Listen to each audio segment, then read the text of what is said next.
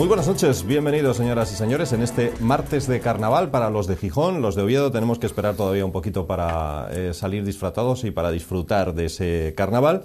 En fin, donde corre que se las pelan, no precisamente por los carnavales, sino porque les persiguen en muchas ocasiones los antidisturbios, es en Valencia. Han visto ustedes las imágenes y hay una enorme polémica hoy por si esa carga policial ha sido excesiva, brutal o no. Nos preguntamos hoy si esto es tan solo el anticipo de una, como está ocurriendo en Grecia, de una oleada de protestas que pueden hacer que el clima se recrudezca enormemente en nuestro país como consecuencia de los recortes. Hablamos de ello, pero también queremos preguntarnos hoy si es cierto, como dice la patronal, que el 80% de los parados rechaza trabajar ya no solo en otra localidad, en otro barrio, dice la COE. Yo creo que igual se han pasado 3 pueblos. Dicen en la Asociación de Empresarios, en la Federación o en la Confederación Empresarial, que hay que aceptar un trabajo aunque esté en Laponia, han dicho textualmente, sobre todo si estás parado. En fin, Gustavo, bueno, ¿qué tal? ¿Cómo estás? Buenas. No sé si has visto lo de... Sí, no lo he visto todo, hombre. Como todo no... ello. Muy bien, es un hombre informado. Sí. Eso está muy bien. ¿Y lo de la... qué te parece lo de la COE, por ejemplo? Y empezamos por ahí. Eso de bueno, que el 80% de los parados retrasan. Lo de la COE, que opinan de estas cosas, la única razón es porque se supone que los empresarios son los que tienen que recibir a los parados que les envía la oficina de empleo y entonces sabrán si aceptan o no los trabajos. Bien. Pero... últimamente los de la COE están también opinando seguramente más de lo que procede de su actividad sobre cuestiones de estas.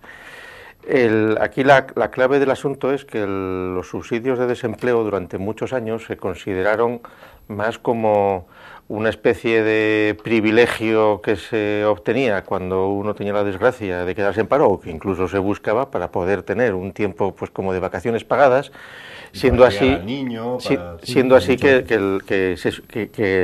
en la situación actual de crisis esos subsidios tienen que ser un intermedio que favorezca el encuentro de otro trabajo. Es decir, que es distinta la situación seguramente de hace unos años, donde era relativamente sencillo reenganchar con otro trabajo y entonces ahí sí que se abusó excesivamente. Estoy hablando de hace 20, 25 años, cuando, por ejemplo, había derecho a renunciar al puesto que te ofrecían si no era de la misma categoría profesional, etcétera, etcétera. Quiere decir que había una exquisitez notable. En la situación actual es totalmente distinta. Hombre, yo no sé si será verdad esto que dicen de que se niegan a trabajar en un barrio o en otro. La situación ha cambiado muchísimo en los últimos meses. Yo, por lo que conozco de amigos, etcétera, que tienen, pues sí, todos te comentan, pues como hace unos años, cuando ibas a la oficina de empleo y pedía a un empresario personas que fueran, pues iba un montón de gente, muchos de los cuales iban porque era obligatorio ir para que les firmaran que habían ido, y para no incumplir, pero que no tenían mayor gana de tal. Pero hoy es lo contrario. Hoy, cuando se anuncia una vacante, pues son docenas las personas que están dispuestas a trabajar y a todos los niveles, incluso en la hostelería, que hemos comentado muchas veces que no había, pero vamos, cosas que me han comentado recientemente en la zona de Llanes, pues de puestos de trabajo de cocinero y tal, porque vamos, pero además de funcionar de una forma increíble, de poner la demanda de empleo en la oficina de empleo a las 11 de la mañana y a la 1 estar ya apareciendo personal, porque ahora con avisan por el SMS y tal, y ahí y corriendo unos por encima de otros porque saben que hay pocos puestos de trabajo. De cualquier modo, estas observaciones que se dicen, pues también es unido al proyecto este del decreto famoso de que los parados tendrá que ser un periodo de formación para volver a encontrar otro trabajo. Sí, es todo muy bonito en la teoría, pero la realidad es que no hay objetivamente puestos de trabajo, con lo cual no es tan sencillo resolver eso, pues se quiera o no se quiera. Manuel Ángel Rodríguez, ¿qué tal? ¿Cómo estás, Manuel Ángel? Hola, ¿qué tal? Buenas tardes. Sobre este tema de lo que dice la patronal. Bueno, yo, desgraciadamente, este tipo de cosas, además, que efectivamente tiene un carácter bastante ofensivo para muchísima gente, ¿no? Porque incluso en los casos en que pudiera ser verdad, es evidente que se pone en tela de juicio pues el drama personal o la magnitud del drama personal que significa para muchísima gente estar en desempleo, que bueno, que es verdad, ahora mismo el problema es la necesidad de aceptar cualquier trabajo pero yo creo que incluso tampoco hace 20 o 25 años pues ocurría que se tomaban años sabáticos. Servían sobre todo para mejorar formación, sobre todo en aquella gente en la que, bueno, pues por razones estacionales pues podían permitirse estar un tiempo en el paro hasta que volviesen a reengancharse. Ahora casi nadie puede reengancharse, es una situación mucho más compleja, y yo lo que sospecho es que muchas veces este tipo de declaraciones, que además proceden ya no del ámbito del gobierno, que está haciendo una reforma laboral que evidentemente exige muchísimos sacrificios, sobre todo a quienes están trabajando, o a quienes pues pueden perder su trabajo. Muchas veces yo creo que actúan como estilete de por dónde van a ir los tiros, ¿no? Creo que bueno, pues ahí se apunta cuando se empieza. No es la primera vez que lo vivimos, ya hemos visto alguna vez este tipo de debates artificiosos, que yo creo que ahora se apunta pues un poco a deslegitimar situaciones de desempleo, porque pasado mañana alguien se planteará si es necesario o no pues que sigas viendo los subsidios que hay, las ayudas que hay en materia de desempleo. En cualquier caso, por lo menos la forma de decirlo, el momento, y de una injusticia tan tremenda que no cabe más que condenarlo enérgicamente. Yo creo que este tipo de cosas, pues descalifican a quien las dicen esencialmente, ¿no? Por cierto, ¿qué os parece esa reforma laboral y sobre todo esta manifestación en Gijón? Decían unas 40.000 personas, según las fuentes, ¿no? Pero alrededor de 40.000 personas que salieron a la calle. ¿Defienden esas manifestaciones básicamente a los sindicatos o también a los trabajadores? Bueno, yo creo que ahí se mezclan muchas cosas, porque ahí se mezcla lo que es una oposición al gobierno puramente política y comprensible. Se mezclan también pues componentes de desánimo y de que hay 5 millones de parados. Entonces pero el peligro es no calcular a veces dónde se dan los golpes y dónde se hace la presión. Como tú mencionabas antes lo de Valencia, que en un instituto, unos chavales de instituto, pues se pongan en plan numantino por defender, dicen, pues los derechos de los profesores o no sé qué, o la ley. Hay un malestar. Pero claro, eso se puede ir luego confundiendo y mezclando, porque la realidad es que cuáles son las alternativas. Es decir, que a esta situación a la que se ha llegado no es un proceso que se haya llegado inmediatamente, llevamos en crisis 4 o 5 años, y entonces sería ridículo pretender que el gobierno que ha llegado hace 2 meses encuentre soluciones inmediatas de la noche a la mañana. El contexto europeo tampoco es nada prometedor. Y las manifestaciones son totalmente comprensibles, pero en buena medida los sindicatos son parte del problema,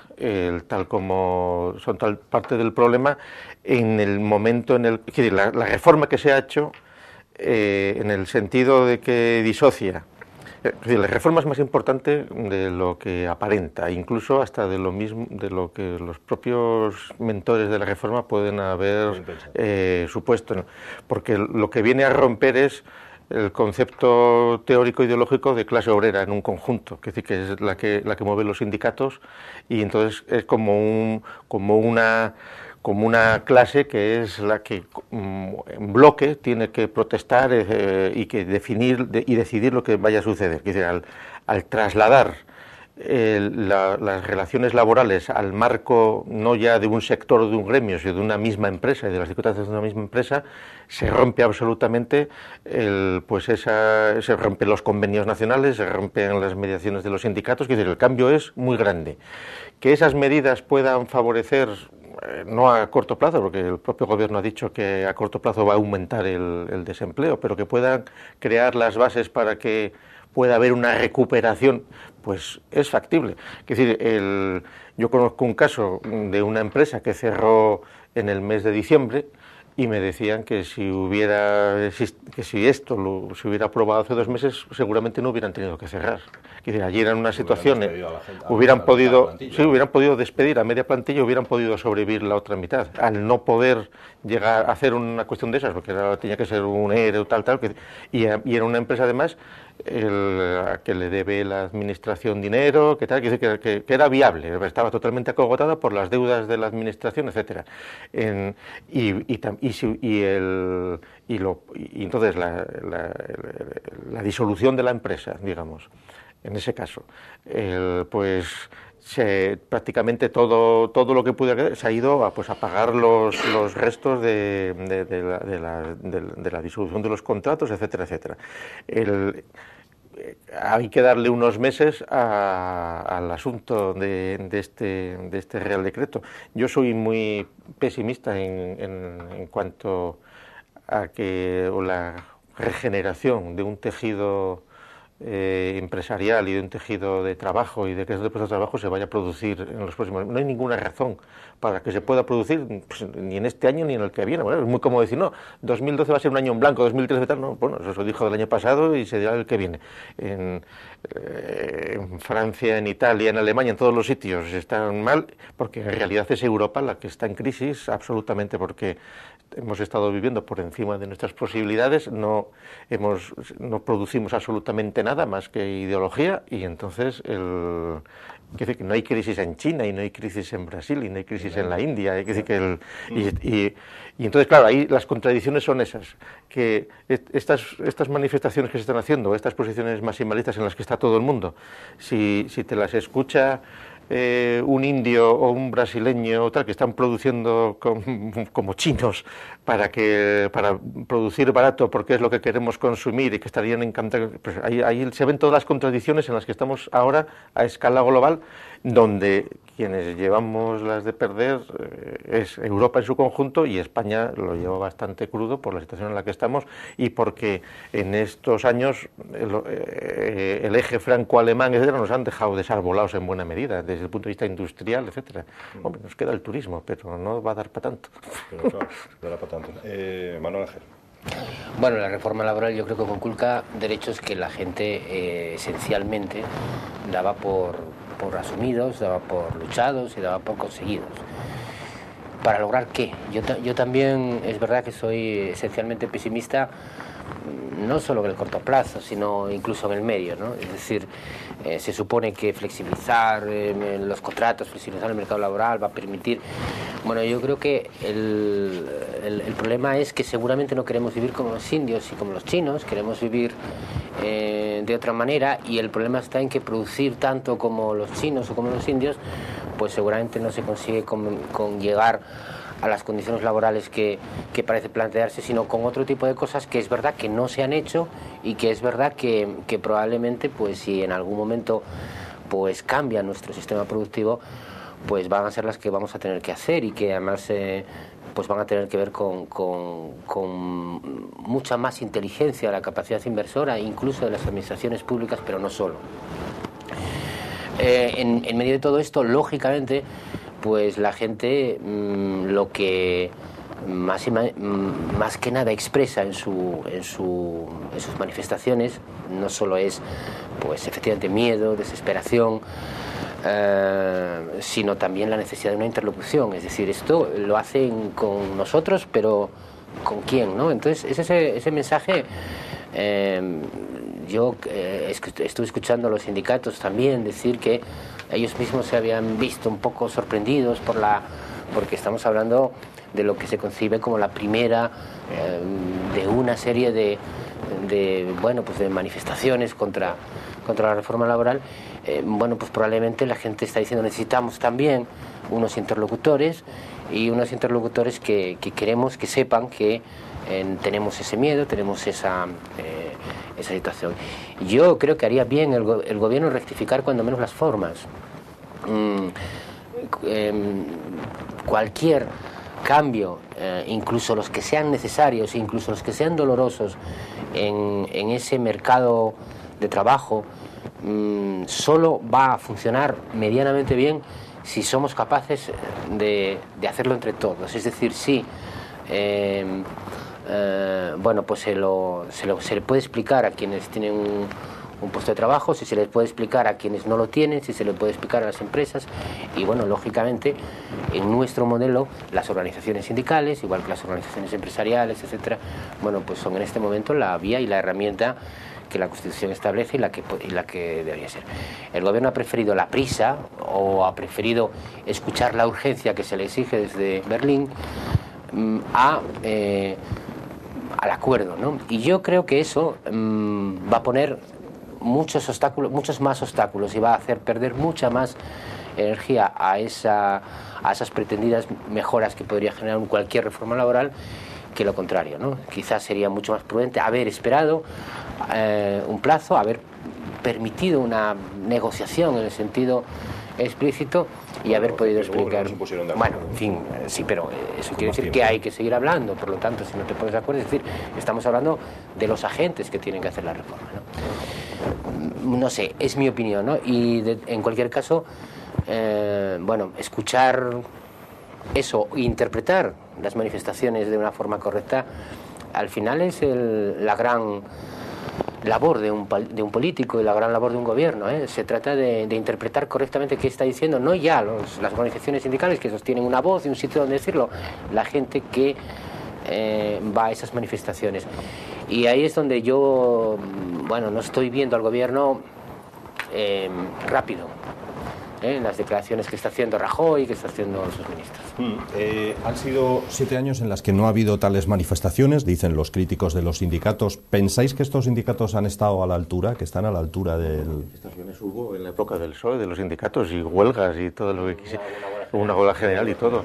Pero el asunto es que la crítica a los sindicatos está siendo mayor que nunca también. Y muchas de la gente que va a las manifestaciones, uno de los enemigos son los sindicatos y las cúpulas sindicales, porque es que además es decir, que tienen difícil defender muchas de las actitudes y muchos de los vicios en los que han incurrido en los últimos años, que es una situación pues de semifuncionalización de los aparatos sindicales, es decir, la baja afiliación, la dependencia absoluta de los presupuestos del Estado, etcétera, etcétera. Y entonces quiere decir que los sindicatos están a un tris de que estos movimientos se les vayan de las manos, y que es un poco lo que puede también pasar con todas las cosas tipo lo de Valencia o con lo que pasó con lo del 15M. Es decir, que lo que empieza siendo un movimiento luego pues acaban ahí introduciendo y llevando el motor pues otros grupos, y acaba desvirtuándose y efectivamente en la situación actual, por ejemplo, de posibles manifestaciones que vengan en este tipo, el componente pues antisistema, radical, ocupa, tal, etcétera, etcétera, pues eso es un componente relativamente importante, con mucha capacidad, con muy poco futuro y al margen de la política, pero que en un momento determinado puede ser uno de los enemigos grandes de los que quieren realmente manifestarse y crear unas posiciones políticamente constructivas. Bueno, se vio también, que seguramente en Barcelona, aquel ataque cuando el 15M, ¿no? Sí. Aquel ataque a los diputados y tal, aquello hizo clímax, ¿no? Bueno, entonces, en el caso de los sindicatos, lo que sí, el gobierno no está siendo claro en sus... porque tampoco, es decir, la reforma que se ha hecho parece improvisada, pero no, son 80 páginas del BOE, que es una cosa totalmente medida, con toda una ideología muy discutible, como eso de la flexi productividad, no sé qué, unas teorías danesas, no sé qué, que es puro idealismo también, porque si no, hay que conseguir que haya unos buenos despidos, unas buenas, pero una formación para inmediatamente incorporarse al mercado de trabajo, sí, pero eso es voluntarismo puro. Lo que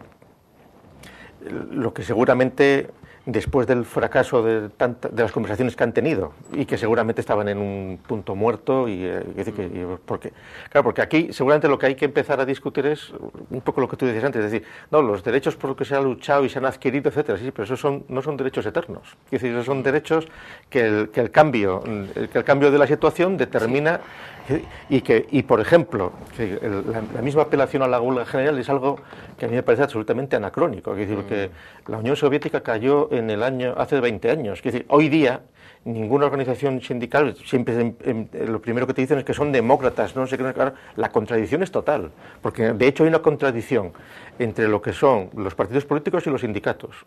Claro, desde el punto de vista de la representación, que aquí se supone que son los partidos políticos los que tienen la capacidad decisoria, etcétera, etcétera. Luego, cuando eso no funciona, la calle es nuestra, y la huelga general, ¿qué es? Una amenaza más o menos elegante, de decir, si no se arregla esto, estamos dispuestos a hacer la revolución social y acabar y tomar el poder y el Estado y declarar pues la revolución que sea.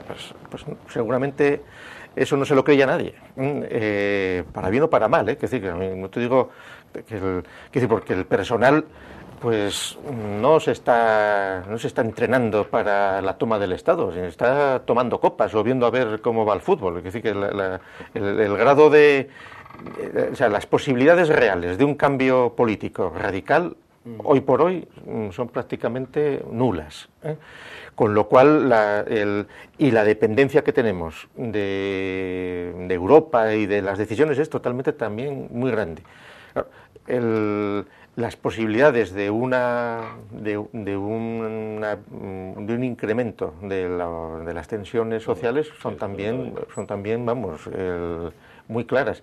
Que ahí quieran aprovechar los partidos, quieran aprovechar los sindicatos, pues ahí hay que andar con un ojo terrible, porque seguramente en una operación de estas los sindicatos pierden muchos de sus privilegios con este decreto. Es decir, ¿por qué? Pues porque no eran solo las subvenciones directas que recibían, sino que eran pues lo que los sindicatos obtenían de los ERES, lo que los sindicatos obtenían de la educación, bueno, de los cursos de formación, que un montón de mecanismos que se habían ido más o menos consolidando y que, si se lee el asunto y lo que se está diciendo, parece que hay muchas más cargas de profundidad en el decreto de hace una semana de lo que pudiera parecer. Es decir, que se irá viendo en los próximos meses. Y ahí es donde los sindicatos pueden encontrarse con un divorcio por parte de quienes realmente están cabreados y están en paro, etcétera.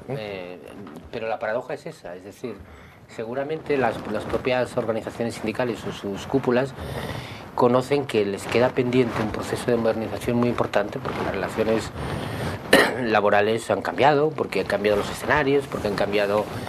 Y sin embargo, y para poder conectar sobre todo con las inquietudes que realmente ahora tiene la gente en el mercado laboral en lo que respecta a eso. Y la paradoja que demuestra este tipo de manifestaciones es que además la gente quiere que existan esos interlocutores que probablemente tengan que producirse, que probablemente permitan que se produzcan ese tipo de transformaciones. Y yo estoy convencido que el 15M surge como una respuesta a los partidos políticos en esencia. No al gobierno de aquel momento, que no era el Partido Popular, sino a los partidos políticos, y yo creo que terminará siendo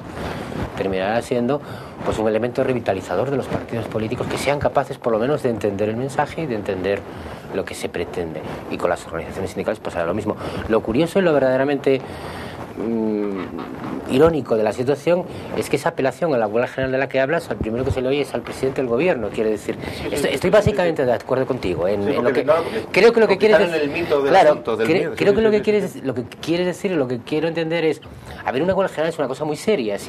Cuando se plantea, tiene que tener en fin, un pozo. Una huelga general no se hace para un día, Eso es, efectivamente, se hace para lograr cosas y con un objetivo político. Es decir, vamos a hacer una huelga general para hundir al gobierno, pues como se han hecho huelgas generales para lo que sea, para obtener, para exigir al gobierno, para obtener algo, para hacer rectificar al gobierno, ¿no? Bien. Sin embargo, claro, la banalización de eso, decir, bueno, amenazar con huelgas generales, está inmediatamente en la psicología del propio presidente del gobierno, que el día dice, voy a hacer una reforma laboral y calcula que va a costar una huelga general. Está absolutamente asumido, ¿no? Yo creo que cuidado con esas cosas, porque la huelga no solo es un elemento de presión muy importante, sino un derecho también que si pierde el valor que tiene, pues también se pierde, bueno, pues una parte de la capacidad frente a quienes, bueno, pues pretenden gobernar sin pensar en otras cosas que el rédito electoral inmediato. Entonces, repito, lo curioso es haber escuchado, es verdad que fue una cosa informal, ¿no? Un micrófono abierto, algo así, pero en todo caso sí que me parece sintomático de la mentalidad. Lo de me va a costar una huelga es como si él ya lo tuviese pensado y por lo tanto con capacidad. Las previsiones. ¿No? La primera huelga general que se hizo en este país, me parece que se hizo a Felipe González, que yo recuerde, y al día siguiente el gobierno envió una nota de prensa, porque la huelga fue un éxito, envió una nota de prensa, seguramente, por cierto, me parece que aquella huelga general fue por algo, el plan de empleo juvenil se llamaba en aquella época. Algo que después se hizo con toda normalidad, pero lo que quería decir la gente con aquella huelga, estamos hartos de esta lógica, ¿no? Y el gobierno al día siguiente quitó el plan de empleo juvenil. Es decir, son útiles para acabar con por lo tanto, es verdad, hay que medir los objetivos, qué es lo que se quiere y sobre todo hay que impedir que se llegue a una situación donde casi una huelga general puede ser la normalidad. Bueno, porque es verdad, la gente ve imágenes, lo que está pasando en Grecia, lo que está pasando, bueno, pues un poco en toda Europa, y llega un momento que casi me parece que la sociedad española es mucho más... Las últimas dos huelgas generales que ha habido, que se han convertido casi en una ceremonia también. Yo las dos últimas que hubo, en mis paseos matinales los di a ver cómo iba la cosa. Claro, a las 5 o 6 de la mañana, el inicio del día de la huelga pues consistía en ir tirando los cubos de la basura y ensuciando la ciudad para que hubiera ambiente de que estaba tal. A la que sueles pasear tú. Bueno, claro. Bien. Y luego estuve media hora viendo cómo intentaban boicotear que entraran en la oficina, en el edificio inteligente del Principado, allí los piquetes informativos, etcétera, etcétera. Entonces, toda esta historia. Bueno, supuestamente edificio inteligente. Más luego, pues la silicona, el otro, lo que se sabe de estas cosas. ¿No? Que es toda la contradicción de los piquetes informativos, del no sé qué más, claro, que son todo, que todo el mundo sabe que es todo una parafernalia. Pero que la última o la penúltima huelga general salió un ministro, recordad, salieron los periódicos, por lo tanto nadie está en huelga. Sí, es una parte incluso del PSOE y luego ya el cachondeo es que a partir de las 6 de la tarde ya abren los bares porque ya hay que ya está tolerado que abran los bares y la huelga general sí, pero hay que ir a tomar tal. Eso es más moderno. Pasó en Gijón el domingo que la manifestación acabó llenando los bares de los alrededores de la playa de San Lorenzo. Yo creo que algún alcalde con imaginación debería plantear las cuestiones en su ciudad, ¿no? Para revitalizar el turismo y el negocio. Entonces, bueno, pues entonces eso entra dentro, pues casi de los propios sindicatos que tienen que hacerse ver de vez en cuando en una situación pues de bienestar que han vivido estando ahí sin vivir de las cuotas de los afiliados, principalmente. Yo no sería tan mal pensado con respecto a ese tipo de cosas, porque evidentemente pues ejemplos hay y seguramente malos ejemplos también, pero yo creo que lo que se juegan los sindicatos en estos envites es mucho más que su subvención o que No, son supervivencias, no hay que olvidar una cosa, que no hay ley de huelga, o sea, que la huelga es un derecho, pero que el decreto de huelga es preconstitucional, es decir, que no se ha legislado. Claro, con lo cual da lugar a todas unas confusiones terribles sobre los derechos de huelga, etcétera, etcétera. Claro, porque lo que no es, por ejemplo, de recibo, es no ya hablar de los grandes sindicatos de UGT o de comisiones, ¿no?, sino de sindicatos de sectores totalmente sensibles que puedan paralizar un país, como es un sindicato pues de controladores aéreos o de pilotos que ganan $500,000 euros algunos. Claro, y entonces ahí, ¿qué sentido tiene decir el derecho a la cosa? Sí, hay derecho a la huelga, perfecto, pero también hay derecho a suplir esos servicios por otro procedimiento, militarizando, o sea, lo que sea. No puede una sociedad, por eso no puede estar una sociedad en manos ahí y entonces ahí Claro, ahí la huelga sí que es ese uso de la huelga por parte de unas élites de trabajadores o de técnicos o lo que sea, eso es una perversión absoluta, porque eso ya es un chantaje a la sociedad que no es lo mismo, que ha evolucionado mucho también, lo que era, pues qué sé yo, desde la huelga general pacífica del 59 que propuso el PC en su momento y que fue un fracaso, pero que sirvió, que tuvo su importancia, porque ya nadie habla de huelga general revolucionaria, es huelga general democrática, tal lo que quieras, pero claro, sin embargo, sí que el fantasma sigue operando en Rajoy, que por eso le comentó lo de me va a costar una huelga, pero seguramente también, bueno, pues que me cueste. Efectivamente, eso lo tengo descontado. Que me cueste. Bueno, señores, vamos a ir a hacer una pausa para la publicidad y a la vuelta seguimos hablando de otros asuntos. Hasta ahora mismo.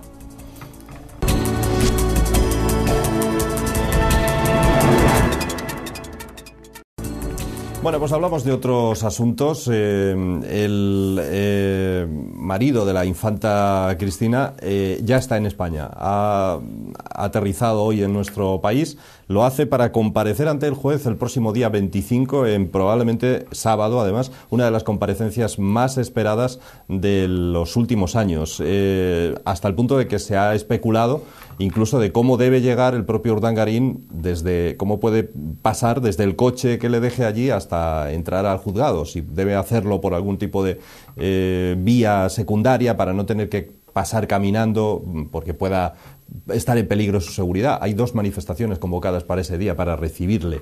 ¿A vosotros qué os parece todo esto? Porque se insiste mucho en algo que probablemente nos hemos saltado todos a la torera, y es lo de la presunción de inocencia. Pero claro, con tantas informaciones que van apareciendo, parece difícil pensar en ese asunto, ¿no? Bueno, Ángel Mario. Yo sin embargo, insistiría en la presunción de inocencia, no porque se trate de un Urdangarín, sino porque cosas peores hemos visto en este país. Hemos visto decenas de publicaciones que al final no respondían nada. Pero bueno, claro, es muy difícil que no se vulnere, por lo menos en la práctica, en el trabajo periodístico, en la imaginación de la gente, en la derecho a manifestación que también tendrán los que pretenden manifestarse frente a un Urdangarín, porque yo creo que era un poco la parte que nos... En realidad no deja de ser un gran valor del sistema, ¿no? En este país ya hemos visto a políticos procesados, hasta un juez procesado recientemente, y ahora, claro, no faltaba...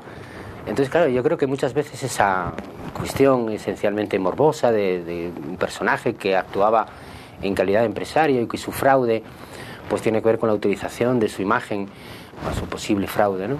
Con la utilización de su imagen, pero frente a administraciones públicas que le pagaban una serie de dinero, que por cierto yo creo que a mí esa parte, con todo el morbo que tiene la figura de Urdangarín, su utilización, pues si me apuras de la imagen de la corona, ¿no? Porque él se presentaba como quien era, ¿no? Si hubiese sido jugador de balonmano, seguramente los beneficios de esas supuestas empresas no hubiesen sido tales, pero me parece absolutamente alarmante que comunidades autónomas como Baleares o como Valencia fueran capaces de ingresar esas cantidades de dinero sin concurso al público alguno, etcétera. Bien, es verdad que me vais a decir, bueno, también están procesados los responsables teóricos de eso, ¿no?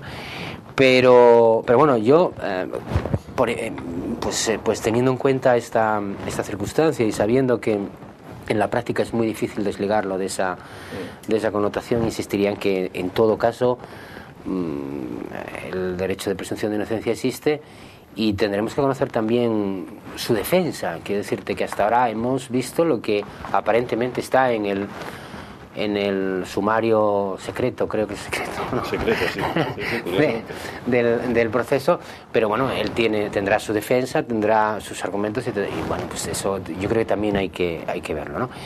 Y en cualquier caso, bueno, pues no sé, ¿en qué medida puede afectar esto a la imagen de la corona? Que digamos como ciudadanos, con todos los respetos, me preocupa menos la suerte del ciudadano Iñaki Urdangarín que las connotaciones que eso pueda tener en uno de los símbolos del sistema español.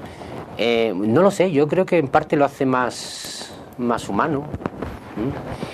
Y desde luego, pero lo que sí me da la impresión por el tipo de críticas que se han hecho, por por la dureza de algunas, en que también se ha roto cualquier posible consenso sobre la Casa Real. Es decir, creo y tengo la sensación de que a partir del caso Undargarín, no solo la justicia está para todos, como dijo el rey, sino la opinión pública o el análisis de la opinión pública, bueno, está para todos igual también para la Corona Real. Yo no sé si eso es bueno o es malo, pero yo creo que en principio debería ser bueno, ¿no? Gustavo, ¿que entre a pie o que entre en coche? Hombre, ya debimos ya correr. Correr, sabemos correr que sobre corre correr. Entonces, sí, pues, si yo soy juzgado en ese juzgado, estoy seguro que no habría 2 manifestaciones. Yo creo que es normal proteger, sin exageraciones, pero proteger que pueda entrar. Sí, no, quiero decir que llevamos varios años de la pena de los telediarios haciendo entrar al personal pues en los juzgados para sacar los telediarios en punto, etcétera, y hundir ahí cualquier presunción de inocencia y todo lo que sea. Pues entonces con Urdangarín al principio habían dicho que iban a hacer la excepción, luego como se criticó mucho y ahora parece que la policía es la que te aconseja también, pues no. Ahora igual pues que aparezca un Oswald patriótico que libere a la corona de esa carga, y entonces pues y por eso le dejen dar el paseillo, ¿no?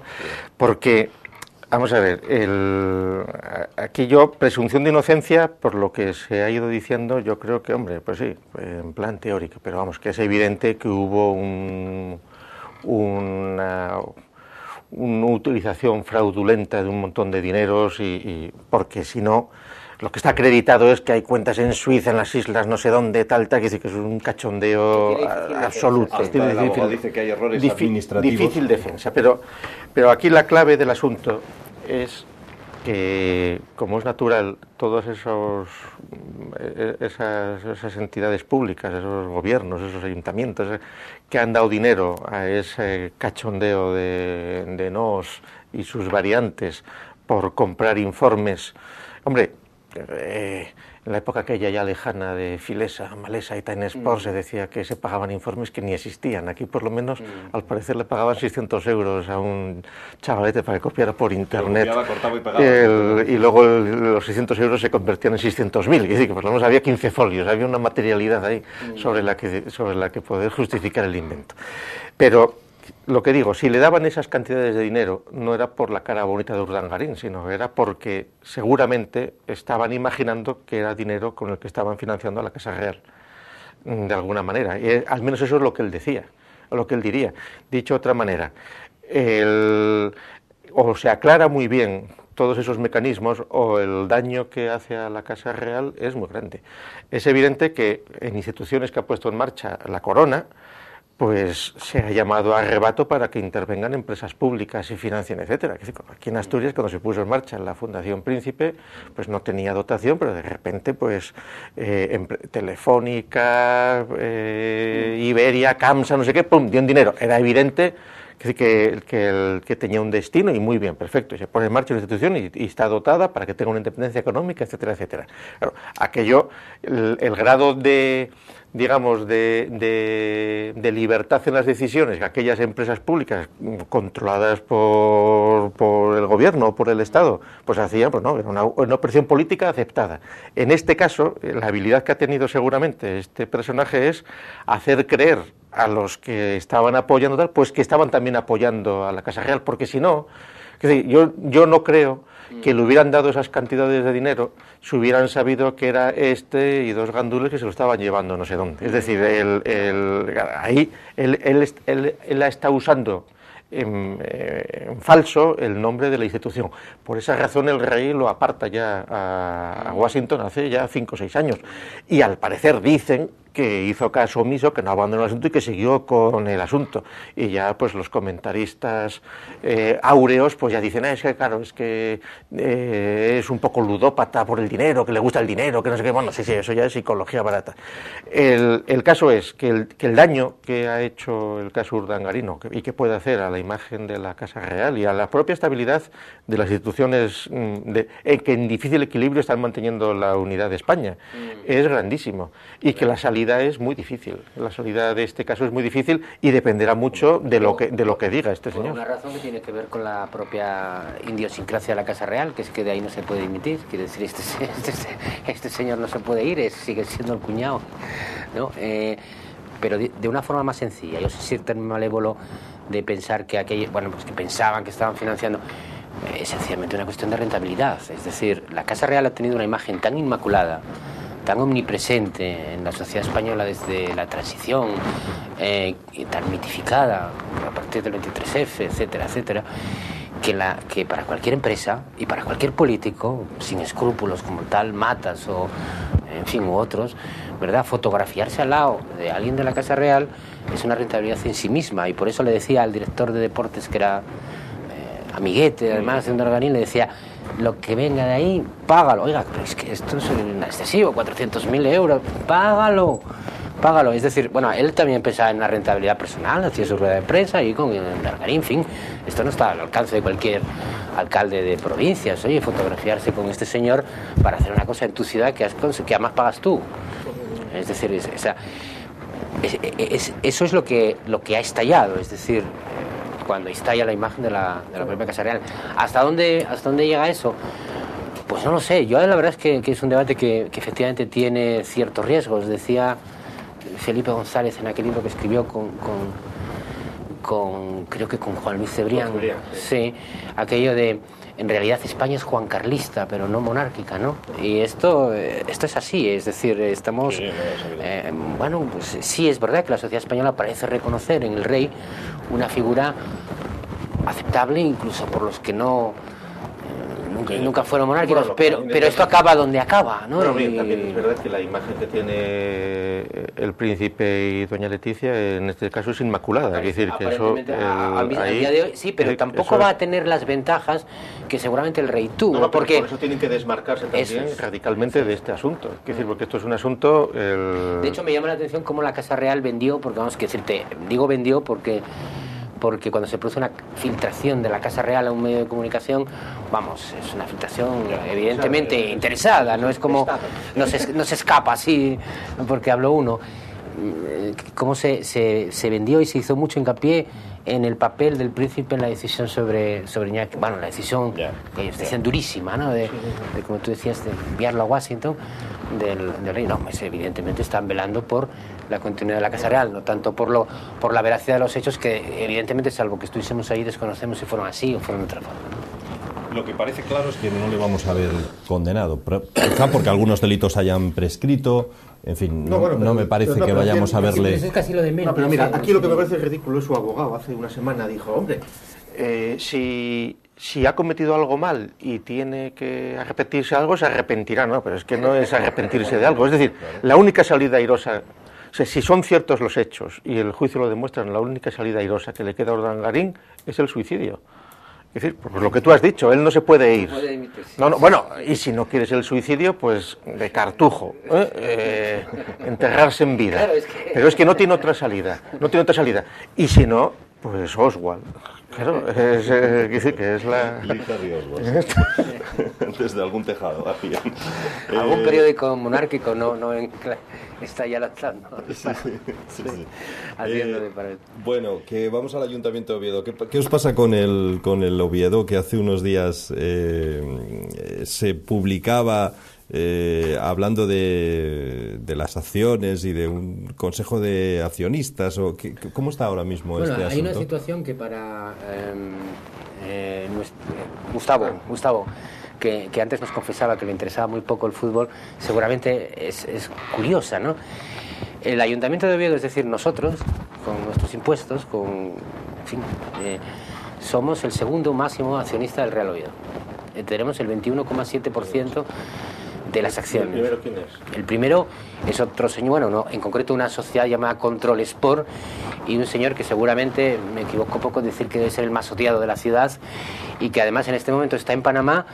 Y además lo que más me preocupa es que todo su entorno dice que no va a volver de Panamá, y que ya alguien incluso comenta que ya, vamos, que no hay contrato de convenio de extradición con Panamá, ¿no? Que ya está calculado todo eso. Eso está calculado. Bueno, es decir, claro, entonces si somos el segundo máximo accionista de una sociedad que en este momento no está pagando la seguridad social, por poner un ejemplo, Obviamente lo que no podemos hacer es lavarnos las manos. Oiga, nosotros esto del fútbol no nos gusta, pero ¿cómo qué pinta? Esto lo decía mucho Gabino de Lorenzo, ahora parece que Caunedo, como quiere ser todo lo contrario, pues espero que alguna responsabilidad, pues hacemos esas preguntas, que son preguntas de momento, ninguna otra cosa, ¿no? Pues él decía, no, nosotros no vamos a ver, al Ayuntamiento de Oviedo no le interesa ni quitar ni poner entrenadores, no, bueno, claro, si puestos a no interesar, ¿por qué le interesa mantener 1 millón de euros públicos en una sociedad anónima deportiva? Porque al Oviedo se le puede ayudar de otras maneras. No tienes, porque necesariamente... 1 millón de euros en la Sevilla no existe. Efectivamente. Entonces, ahora... Papel mojado, ¿no? Ahí iba. Entonces, bueno, resulta que siendo el segundo máximo accionista, la ley por lo menos, ya que hasta ahora el equipo de gobierno del Partido Popular nunca quiso entrar en el Consejo de Administración del Real Oviedo, cosa que debería, aunque solo sea por controlar el dinero que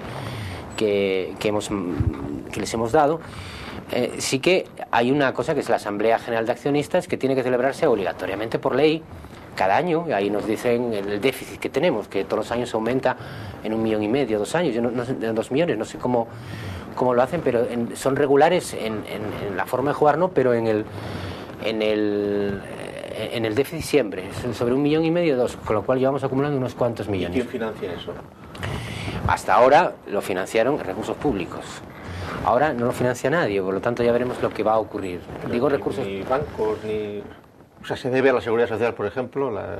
Pues la de la Seguridad Social, que es cierto. Se debe a los fundadores, Hacienda. Eso es, Hacienda. Es así, es una situación... No, pero yo la pregunta que te hacía antes no era...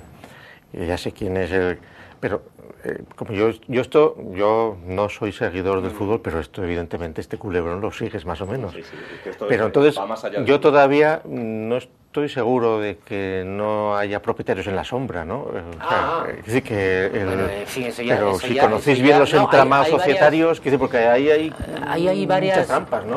Ahí hay varias leyendas sobre el asunto, pero lo que figura y el que figura es el que está en Panamá, por lo tanto.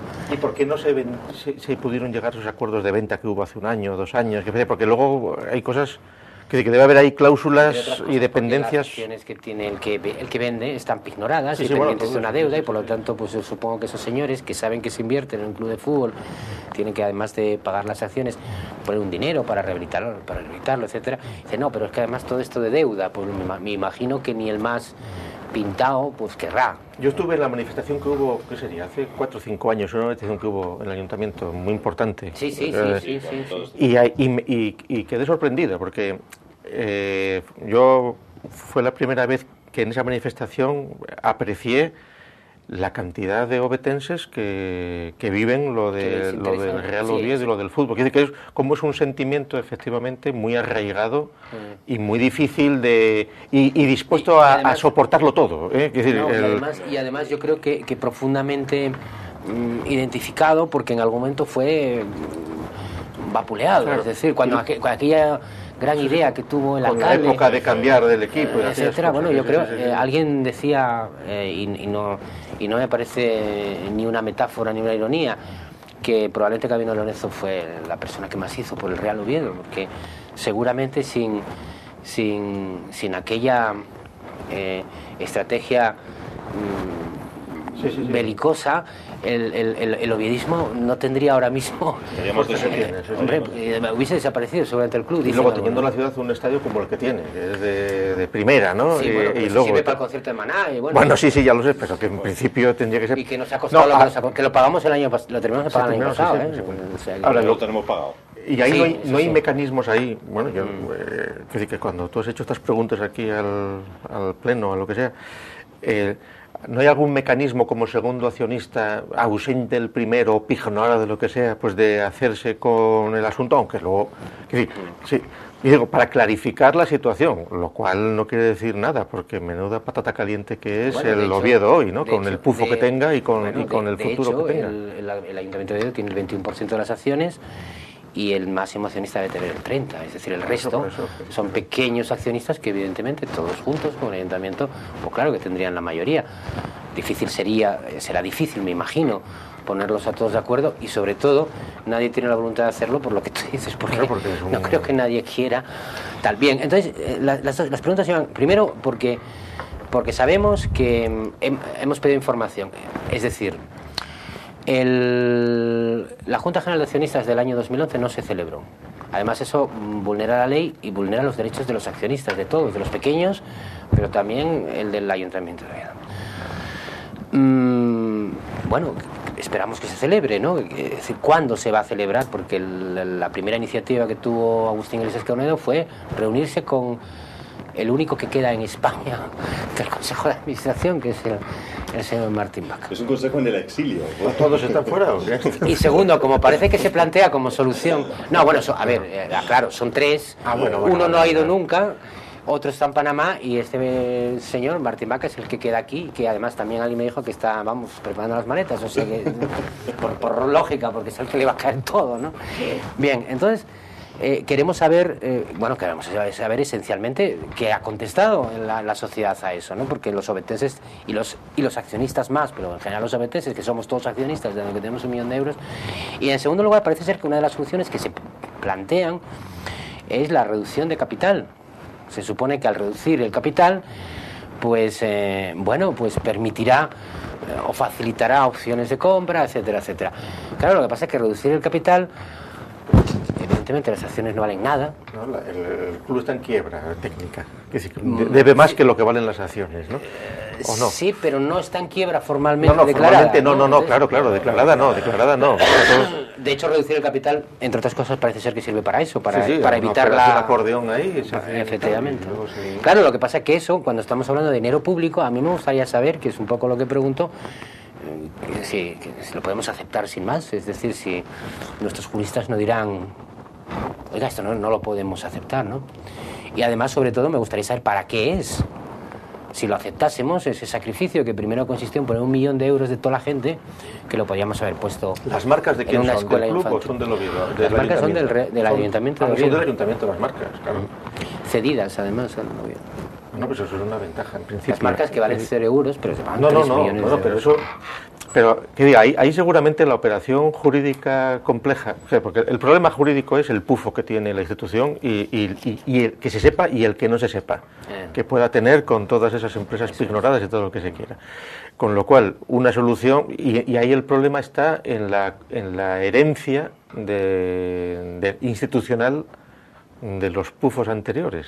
Es decir, dicho de otra manera, se podría crear una entidad de nuevo tipo, incluso cogiendo a los mismos jugadores que hay ahora, tal, si las marcas son así, si no eres heredero del PUF de la situación anterior. Y eso parece que sería, si eso pudiera ser... Aquello del Oviedo al CF era en realidad una visión de futuro, ¿no? Es se que trataría de eso. A ver, claro, es que lo que no tiene sentido es... Cuando pagamos 3 millones de euros por las marcas, ya hubo malintencionados que dijeron eso. ¿Para qué quiere las marcas Gabino de Lorenzo? Hombre, yo voté a favor de eso, Y dije, hombre, para salvar a este club. Pero para tenerlas, es que si no es que te las pueden vender al Murcia o lo que sea. Pero claro, para salvar a este club, para que exista. Pero claro, efectivamente también se puede utilizar contra él, es decir, vamos a crear otro club, las marcas las tengo. No, esa sería la solución más sencilla si legalmente no hay una continuidad del pufo, porque ahí en realidad... Lo que a la gente, a ver, lo que más preocupante me parece, ¿no? Independientemente de estas cosas, digamos, de aclaración política que pedimos, yo creo que casi toda la gente que está en el club sabe, o dice por lo menos, que al Oviedo le queda esta temporada. Porque además, incluso cuando se dice salvo ascenso, yo creo que estamos locos. Es decir, el ascenso no arregla de repente. A lo mejor es hasta peor, ¿no? Y ahora menos, hombre, que decir que los derechos de televisión, tal vez eso ha bajado todo, que eso está todo efectivamente, no es como antes, donde efectivamente un club de segunda B, al pasar a segunda, sobre todo que cambiaban los derechos de televisión. Y eso resolvía todo, pero bueno, los derechos de televisión ya no son los que eran, y en todo caso tampoco alcanzan a millones de déficit, ¿no? Aparte de eso, que se supone que tienes que gastar más porque quedarás quedarte, no será subir para bajar, ¿no? Tendrás quedarte y tal, ¿no? Entonces, yo creo que eso es lo más preocupante y por lo tanto, pues yo entiendo que el alcalde quiera simbolizar ahora y le parezca importante el fútbol, simbolizarlo, pero es que ya no estamos en la época de simbolismos, estamos en la época de a ver qué hacemos con este con este entuerto, y es un poco lo que hay que coger dentro de 4 días cuando convoquen la Junta General, porque me imagino que vamos aquí o en Panamá. Claro, tendremos que ir a Panamá a celebrarla, porque al parecer el problema es que tiene que firmar el señor, tiene que firmar. Bueno, en el siglo XXI esto parece una broma, ¿no? Pero tienen que firmar, y está en Panamá, ¿no? Y no piensa volver. Bueno, pues cuando se celebre esa Junta General, el ayuntamiento tendrá que decir, voy a votar a favor o en contra de las cuentas o de la gestión. No es ninguna tontería, ¿eh? No es ninguna tontería, tiene sus repercusiones jurídicas en una situación como esta, por lo tanto. Y cuando digo al ayuntamiento me refiero a los grupos políticos, no es solo cosa del alcalde. Claro. Aquí quienes más van a sacar son los abogados que lleven todos estos operaciones. Evidentemente. Esos son los beneficios. Bueno, al menos el nuevo alcalde sí va a los partidos de fútbol, ¿no? Sí, fue el otro día al palco. Sí. No, pero está bien eso. Está bien. No, también tiene una foto estupenda en el palco de la CF, quiero decirte que... Pero bueno, yo supongo que le gusta el fútbol y que es del Oviedo. Ahora hace falta que sea alcalde de los oviedistas. Y lo que hay que hacer es cerrar la situación del club tal como está para poder luego hacer la historia de los últimos 30 años y la decadencia. No, porque ahí sí que hay mucho que levantar. Todas las operaciones históricas que ha habido ahí en el club, y las menos históricas, mucho. Hay cosas que estoy seguro que van a salir. Estoy seguro que van a salir. Hombre, lo que me deja preocupado es que no aguante más allá de esta temporada, ¿no? No, a ver, no estoy en una opinión. Es más, a mí me sorprende que esté aguantando esta temporada. Me refiero a que los ingresos... Los jugadores cobran. Sí, los jugadores cobran. O sea, con la bueno, al parecer los ingresos ordinarios del club, esa es la explicación que parece que da Martín Vaca, ¿no? Los ingresos ordinarios del club, que son socios, no creo, pues estará... Eso ya está más gastado, pero las taquillas, la publicidad... por eso da para ir tirando más o menos. Pero se paga a los jugadores, pero no a la Seguridad Social. Se paga a los trabajadores, no a la Seguridad Social. Bueno, con la Seguridad Social se incrementa la deuda, pero con los trabajadores se cumple, que parece que es lo que se pretende atajar. Y cuando digo no aguanta más allá de esta temporada, digo porque lo dicen los propios responsables, pero también porque no hay ya más ingresos públicos previstos ni previsibles, porque hasta el año pasado todavía el Ayuntamiento de Oviedo estaba pagando la parte correspondiente de las marcas, que eran 500.000 euros. Con eso se resuelve una temporada en Segunda División B. Anteriormente a eso era el Principado el que pagaba un aval, es decir, lleva unos años en donde los presupuestos los arregla una administración pública. Ahora eso se agotó, salvo que ganen el famoso juicio al Principado de Asturias, que siempre lo ponen en la memoria como uno de los futuros ingresos, ganar un juicio que de momento han perdido, por cierto. Pues salvo eso, no hay más ingresos, y con los ingresos ordinarios este club no sobrevive, porque los gastos son mucho mayores, evidentemente, ¿no? Entonces, salvo que juegues con los alevines, vamos, con los juveniles, sí. Sí, bueno, aún así abrir el campo cuesta dinero, por ejemplo, ¿no? Pagar a los árbitros. Los árbitros, sí, bueno, hay una serie de gastos que efectivamente...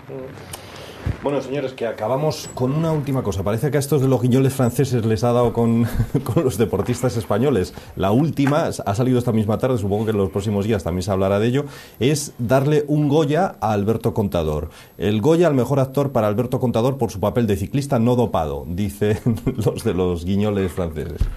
Bueno, hombre, Francia es un problema que históricamente tiene España y nos han conquistado ya varias veces, es una cosa así.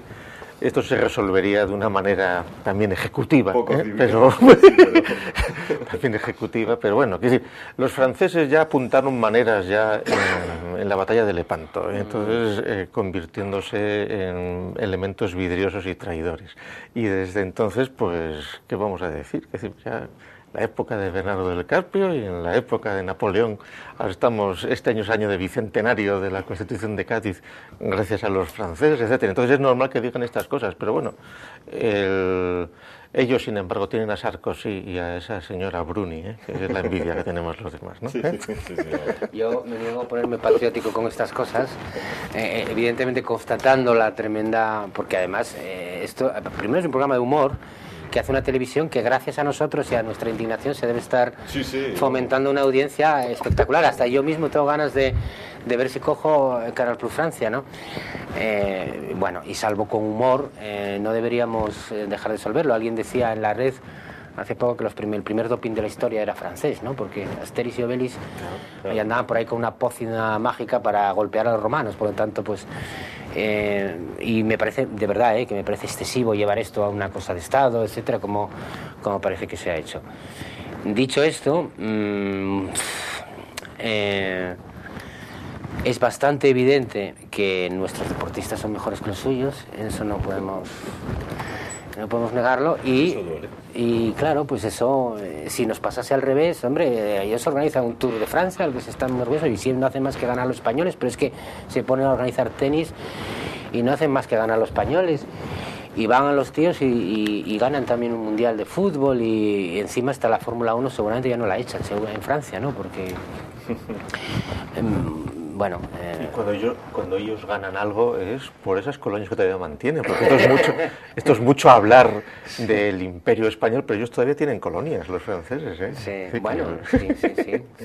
Y de ahí traen algunos de esos especímenes humanos que les permiten alguna medalla. Bueno, señores, que acabamos. Aquí finaliza nuestro tiempo de debate de hoy. Que pasen ustedes un feliz martes. Mañana volvemos. Estarán aquí en esta misma mesa Fernando Guerra y Antonio Checa, que les toca mañana miércoles. Gracias y hasta mañana.